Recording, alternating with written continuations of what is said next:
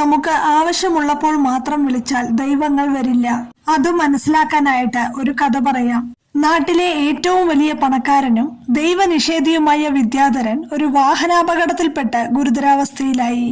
ജീവിച്ചിരുന്ന കാലത്ത് ഒരിക്കൽ പോലും അയാൾ ഏതെങ്കിലും ദൈവത്തെ പ്രാർത്ഥിക്കാനായി തന്റെ കൈകൾ കൂപ്പുകയോ ഏതെങ്കിലും അമ്പലത്തിന്റെ പടി ചവിട്ടുകയോ ചെയ്തിട്ടില്ല. മരുന്നുകളുടെ ശക്തിയിൽ അല്പം ബോധം വന്നപ്പോൾ വിദ്യാധരൻ ഉള്ളുരുകി കൃഷ്ണ ഭഗവാനെ പ്രാർത്ഥിക്കാനും തന്റെ തെറ്റുകൾ ഏറ്റുപറയാനും ജീവൻ നഷ്ടപ്പെടാതെ കാക്കണമെന്ന് അപേക്ഷിക്കാനും തുടങ്ങി. ഭഗവാൻ അശരീരിയായി അയാളുടെ കാതുകളിലെത്തി. വിദ്യാധര, 58-ാം വയസ്സിൽ അപകടമരണം എന്നല്ലേ താങ്കളുടെ ജാതകവിധി? അതാണ് നിയതി. അത് മാറ്റിമറിക്കാൻ നാം ഒരുക്കമല്ല. നമ്മുടെ കടുത്ത ഭക്തർക്ക് പോലും നിയതിയെ മറികടന്ന് നാം ഒന്നും ചെയ്യാറില്ല. പിന്നെ എങ്ങനെ മരണം മുന്നിലെത്തിയപ്പോൾ മാത്രം നമ്മെ ഓർത്ത താങ്കളെ നാം രക്ഷിക്കും? ജീവിച്ച കാലം അത്രയും ആർക്കും ഒരു ഉപകാരവും ചെയ്യാതെ പലരെയും ദ്രോഹിച്ചതാണ് താങ്കൾ. അതിനെല്ലാമുള്ള ശിക്ഷ അനുഭവിക്കാൻ കാലമായി. അതു നടക്കട്ടെ. അശരീരി നിലച്ചു.